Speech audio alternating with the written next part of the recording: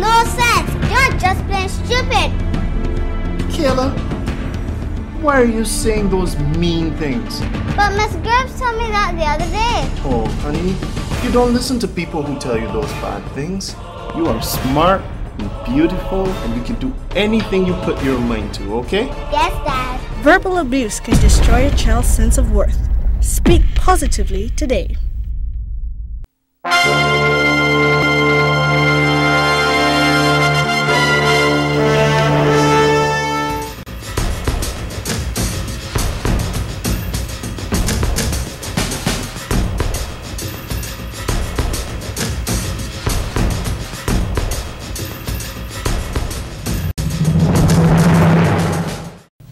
Welcome to SAT TV News. I'm Shana Esprit, your presenter for today. In our top stories, police investigating sudden death of Giraudet man, La Grenade proud to be chosen as new Grenada governor, Maduro opponent Capriez demands recount, and in sports, third zone of Guinness Street football held in Casabruz. Details of these and other stories will follow.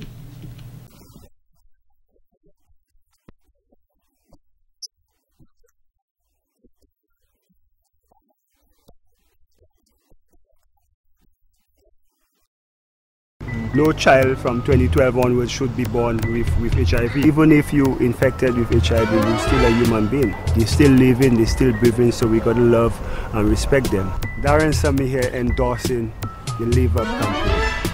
2012, from now on, no Caribbean child born with HIV. We're moving forward, we're educating our people, and it's all about love, protect, respect. Live up, live up, shout, live up, live up. Welcome back. Dominica's youth is taking a keen interest in their health on Friday, April 15th. The 365 Club held a 3-day workshop on the importance of healthy living. General Secretariat of UNESCO, Ms. Sonia Williams, commended the organizers of the workshop because she believes this is an initiative to raise awareness of healthy lifestyle through sports. Now, when young people are gathered together, something interesting and positive is happening. And while we may be hearing the negatives, but I know that there are so many positive things that our young people are doing. So I want to commend the persons who have organized that workshop. Now, the theme of the workshop, as I know it, is kicking AIDS out. And I smiled when I heard that. It's a very interesting and thought-provoking theme. Ms. Williams added that it is vital for our young people to be physically active. She noted this is on the attributes that keep our bodies healthy. She says it is even more crucial for people living with HIV to be involved in sporting activities. The first AIDS case was reported in Dominica in 1987. Maybe some of you were not even born yet. Not maybe, because I see very young faces before me. So that was to you a long time ago. Now this caused quite a stir among Dominicans, and it struck terror into the hearts of our citizens, because at that time, when you hear AIDS, then you look at death and damnation and all kinds of negative things to go with it. At that time, Africa was already overwhelmed by that epidemic. But as time progressed, and with education and awareness programs and medication and healthy lifestyles, then we are able to curb this phenomenon. President of the club, Ms. Louisa Prince, believes if the theme is taken literally, it will give youth and adults the courage to take the initiative to do what is best for themselves and others. Many a times we look for others to build the foundation of our ideas and have them run away with it, or we just dream it, never turn it into reality, or try once, fail, and give up. Permit me to take you down the lane of memory with Thomas Edison. If he had given up the first time he tried to create electricity, do you think we would have electricity today? Or would it be as good as it is right now? Would we have all the electronic devices that we have, the iPhones, the cell phones, if the creators of these products tried once and then failed? Minister of Youth and Sports, Honorable Justina Charles, said, lately sports is being used as a tool for development in many aspects of our lives. And I think the best place to start is with the young people. Because these are the persons who are really engaged in sporting activities, and these are the persons, as Ms. Prince rightly said, and as we always say every day, who are going to be our leaders tomorrow. You are leaders now and you are leaders tomorrow, because Ms. Prince is young and she's the leader of this workshop this afternoon. So you are leaders in your own right and in your own sphere, and you will lead this country tomorrow. And so I think we need to look at all avenues, and we should embrace every opportunity to use all avenues for the development of our young people. In other news, in an effort to observe World Health Day, the Dominica Leo Club embarked on a project to raise awareness of the causes and preventative measures of mental health illness. Mental health illness has been an issue subject in society. The objective of the presentation was to promote a better understanding of the means to provide support to persons affected by mental health. Dr. Griffin Benjamin, consultant psychiatry at the Ministry of Health, associated mental health as a state of well-being where everyone can realize his or her true potential. Every one of us can realize our own true potential. Our own true potential. In other words, your brother may be born with mental retardation, and you may be born with a lot of competencies. But if you achieve just a little more than a brother, don't think that you're mentally well and he's mentally ill, because he's achieved his capacity. He can't learn much, but he's learned to survive. You can learn so much more, but you can barely feed yourself and you have to depend on mom and dad. Don't you have a mental health problem? Mr. Malcolm Roach shared his life experiences at the presentation, where he stated he was admitted to the psychiatric ward in 2007 for drug-induced psychosis. He said during that period he was a frequent patient at the hospital and was later sent to a rehab hospital in St. Lucia. Go to St. Lucia, I was in the rehab, and I spent about almost a month there. Yeah, and I was in an institution where they was talking about drugs and telling you what it can do to your body, what it can affect you. So I take in the instructions and I really take it seriously. And now I have 2 years since I haven't been on no drugs, no alcohol, no marijuana. Yeah, thanks. And it's a challenge, you know. But I'm a chef. I work at Guyav. Yeah, and I love cooking, you know. And I just keep myself away from the drugs. And I play a lot of basketball too. I read a lot. Mr. Roach spoke of his change as a life-changing experience and commends his family and God for the transition that saved his life. Dr. Benjamin stated Malcolm's first progress of rehabilitation was when he recognized he had a problem. Ms. Leslie Ann Waldron, a social worker at the psychiatric unit, gave a presentation which began with depression. Ms. Waldron stated that according to the World Health Organization, depression is the 3rd leading cause of disability worldwide. She highlighted the types of depression and signs to look for in someone who suffers from depression. The difference between depression and the other mental illnesses, which Dr. Benjamin would clarify later on. If you have a brother or sister who suffers from schizophrenia, for example, losing touch of reality, where the person, they're unkempt, they throw the TV outside, and the story of throwing the TV outside, we have actually seen it. We go to patients' homes and they throw their TV on the streets. So they're doing all of these things, they're walking around naked, getting aggressive. Your family and your community on a whole, they're basically forced to actually bring you in because they see you as a threat, they see you as an embarrassment. The participants received a wealth of knowledge that enabled them to know the basic principles on how to help and understand people who suffer from mental health. In more news, although the curtains have been closed on the 3-day program in leadership and management, the employees of the fire department can say they have gained a wealth of knowledge that will be beneficial to them in the workplace and their daily lives.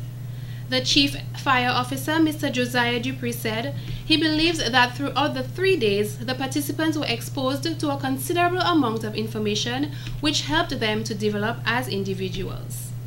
He stated the program was to assist officers to make the transition from entry level to supervisory level. And one of the things I think this week's program was about, it was to assist all of you as officers or potential supervisors to be able to make that critical transition from entry level to supervisory level.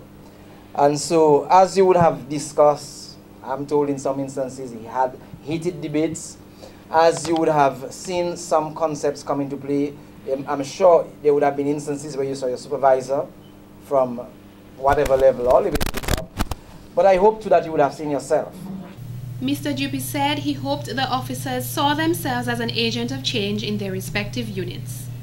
He said he is certain that they will have a better fire service if they opened up to the changes discussed in the leadership program. Mr. Nicholas Bruno from the Ministry of National Security gave support to the facilitators of the program. He said one of the features that the ministry has is facilitators that can provide training among each other. However, I do not want us to accept training as somewhere where we go for a couple of days and sit down and learn something new. So nice, beautiful, knowledge is great. However, what I want to implore is that whatever little bit of knowledge we obtain during this exercise, that is applied to the service that we provide. It's applied in the workplace. Without applying the knowledge in the workplace, we are basically wasting government resources.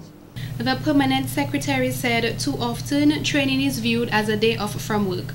However, if we do not apply the knowledge learned, it is a waste of time. Mr. Bruno said he was heartened by some of the activities he saw on the program. Because one of the difficulties we have experienced over the last couple of years within our own departments is the absence of proper supervision within the workplace. The absence of assessment of staff, the absence of adequate reporting. And I should add that soon from now we will be convening a course to deal specifically with report writing and developing proper formats for reporting on issues. He made mention that too often public servants view their jobs as an abstract way. However, they need to recognize their weaknesses and improve on it in the workplace. In more stories, one family has never been closer to God as they have been praying ceaselessly all weekend in the hope that their son return to them alive. This is due to Mr. Leron Etienne of Vekas and Mr. Justin Carrere of Ans-de-May, who reportedly went fishing on Saturday, April 13, 2013, about 10 p.m. and have not returned since. They left aboard an open-keel boat named Blue Star, powered by twin 85-horsepower Yamaha engines. Mr. Jules Carrere, father of one of the missing men, 28-year-old Justin Carrere, stated his son, who set fish nets out at sea earlier in the day, went out at night to raise the nets to collect the fish caught inside. In the afternoon when they was going on set, they go with around 4 to 5 children and some other people, go and set it. But when they was going and raise it, 2 of them go and raise it. Mr. Carrere noted his son has always been a fisherman and frequently goes out to sea to fish with his good friend, Mr. Etienne. He mentioned that the only reason they were using a friend's boat is because both of their boats are currently on shore undergoing repairs. Mr. Carrere said they have been receiving a lot of support during this difficult time. Thank you a lot to all my family, everybody. We had a lot of people that come and support because Mr. was a friendly fella. Everybody was always together with him. Do you get a lot of support there? A lot of people come and see people from Vekas, Penville, Thibault, Bush, Portsmouth, Calibishi. A lot of people said. He said the Dominica Coast Guard has been searching for the men along with other boat owners from the area. Well, hopefully, I really want him to be. I asked him what to, how you can get him alive. Mr. Carrere said he and his family will keep praying in the hope of their son being found alive. In another incident, the police are in search of 2 fishermen whom were reported to have gone fishing in an open-keel boat. It was reported that Mr. Tyrone Etienne of Marigot and Mr. Lyndall Darway of Vekas went on a fishing expedition on April 11th in a boat named In a While, powered by twin 200-horsepower Yamaha engines, and had not returned up to this time. The Marine Rescue Coordinating Center in Martinique, as well as the local Coast Guard, which conducted a search which proved futile. The search by the Marine Rescue Coordinating Center and the local Coast Guard are continuing the search with regards to both incidents. We do hope that all the men are found alive. In more news, the police are conducting investigations into the death of 63-year-old Hildreth Johnson. Mr. Johnson is a former police officer and insurance agent of vehicles who resided at Girodale. His body was found in an unconscious state in a ravine about 38 feet from the house where he lived in Girodale on Sunday, April 14, 2013. The body was transported to the Princess Margaret Hospital Accident and Emergency Department, where he was pronounced dead upon arrival by a medical practitioner. A coroner's inquest will be convened, to be followed by a post-mortem to determine the cause of death. Foul play is not suspected at this time. In other news, Dominica was certainly made proud when the All Saints University School of Medicine held their 18th white coat ceremony on Saturday, April 13th, where 2 Dominicans received top honors. Miss Donna Dodds, who received the Valedictorian Award, as well as top and best overall student, gave thanks to God for blessings with the patience, strength, and wisdom it took to make it thus far. She also thanked the university for the chance to study medicine here in her native country. Miss Dodds advised her fellow classmates to keep focused even when things do not go as planned. Be prepared and do not ever quit, she said. I believe the key is to keep our eyes on the goal and never lose sight of it. If you want something, give it all you've got. And what happens when the road you're trudging seems all uphill? Make no mistake, the road to success is a long and challenging one, and no one has gone through it without proclaiming its obvious difficulties. But don't let such things intimidate you. Use every obstacle on this journey strategically to prepare you both physically and mentally for the next milestone ahead. You are sitting here today because you have a dream and you have what it takes to fulfill and accomplish that dream and to become a respected healthcare provider. Therefore, don't just follow your dreams, chase them. She pointed out that with the many health fairs hosted and coordinated by her during her time at All Saints, the students displayed skills that showed they were on their way to becoming health professionals, as they afforded many Dominicans with free health checks. Miss Ashiba Lloyd, who earned the runner-up award, stated it was only through God's grace and mercy that she and her classmate made it to this point. At the end of it all, we knew that with every criticism comes a handful of advice. It was impossible to imagine this journey without them. Thanks to the various governments who afforded us this Samaritan opportunity to pursue our dreams at All Saints in one way or another, be it through financial aid or immigration issues. To all those who made this evening a success, our decorators, administration, caterers, media companies, even our hairstylists and seamstresses who made us look lovely for this special occasion. Finally, my fellow white coat recipients, thank you. And I'm sure I speak on behalf of everyone when I say that each one of you made this experience a bit more interesting.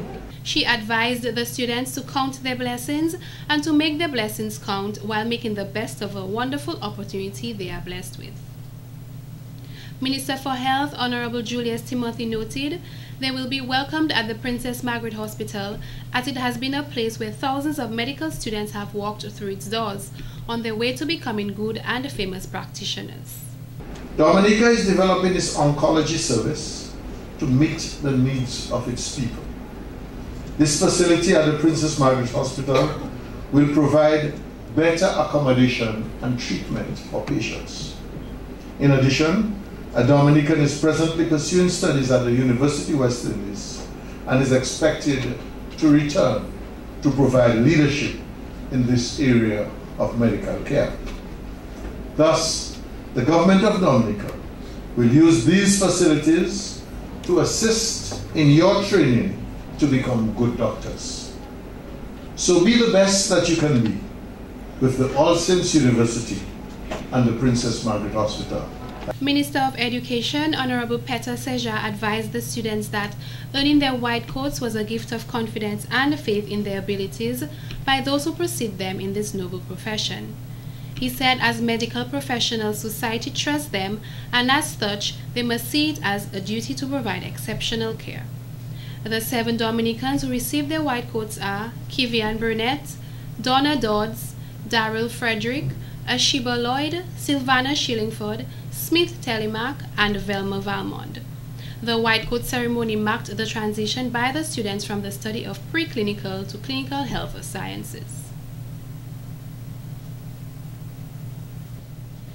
And in entertainment, the most talked about play, Though It Rained by the Dream Team, attracted a large audience on Friday, April 12th at the Arawak House of Culture. The key mission of Dream Team is to reach and touch lives through drama and music. The production incorporated contemporary issues with strong moral values, which will help individuals to strive to be law-abiding and conscious citizens. Mr. Jed Farrell, who played Barack Williams, demonstrated how important it is to have faith in tough situations. In the play, he lost his job and had no idea how he was going to provide for his family and maintain his home. However, at the end, the situation became better. His friend James, played by Marvin George, loaned him some money to pay his mortgage until he found another job, and when he did, it was better than the one he lost. Shareholders are in the contract. What happened? Shareholders. Friends, mortgages are high. The bills are high. We have back to pay. We have school fees to pay. We have maybe your little salary can't pay all these things. Barack, why are you talking like you're unemployed?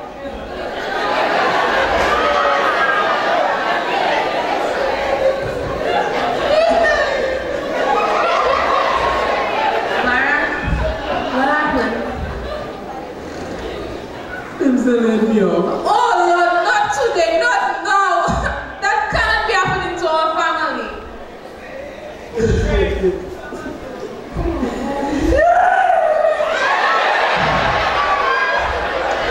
After Barack's wife Grace heard the news that her husband had lost his job, she had to break the devastating news to him that she has breast cancer. Being the good wife that she is, she hesitated before telling him because she believed the bad news was too much for him to handle. However, Barack wanted to know what was wrong with his wife. The doctor said that I have breast cancer. Jesus, Mary, yes, Daddy. Go to your room.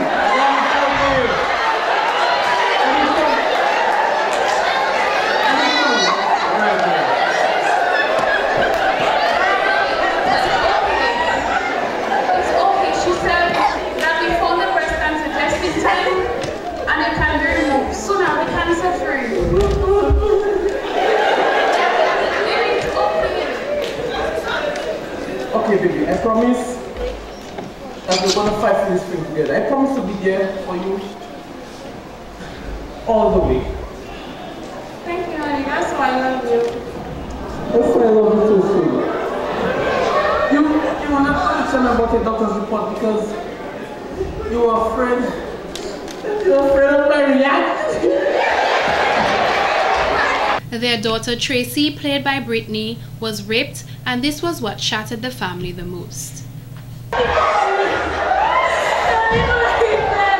Baby, I'm going to call the police. You could call the police, but baby, you're not telling me. They're not going to do anything. They're going to let them guys go. They're going to kill. No, Daddy, we have people. Don't pretend.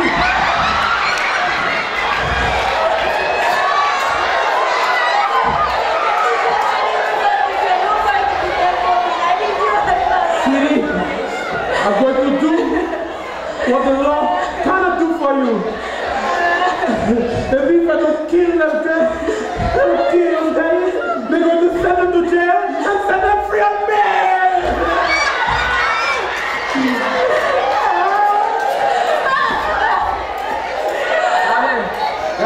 I call the police. You can call the military. The Williams family was certainly tested, but their faith helped them through. The message the Dream Team wants the public to understand is that in life we get tested. However, as long as we have life, we should never give up.